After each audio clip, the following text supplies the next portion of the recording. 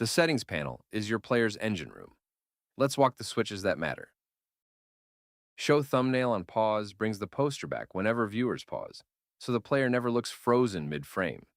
You can even give the thumbnail its own style.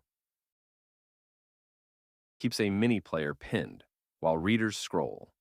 Perfect for follow-along tutorials. And you choose the corner it docks to. Top right, bottom right, wherever fits your layout. Autoplay and muted are a pair. Browsers only autoplay muted video. If autoplay seems broken, that's why. There's a full rack here. Repeat, reset on end, disable pause, save playback state. Each one a single switch. Seek time sets the jump distance. Next, the aspect ratio. 7 ratios from square to portrait.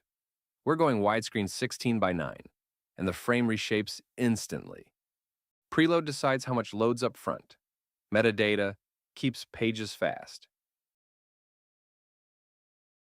You can offer custom playback speeds, and start time skips straight past any intro.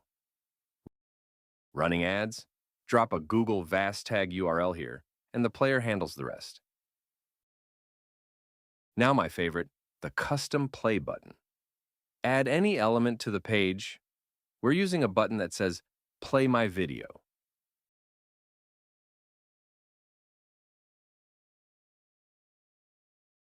Style it however you like. It's a normal block. Then, in the button's advanced panel, give it a CSS class, play_my_video. Back on the player, paste that class into the custom play button selector. Any valid CSS selector works. The editor even warns you if nothing on the page matches.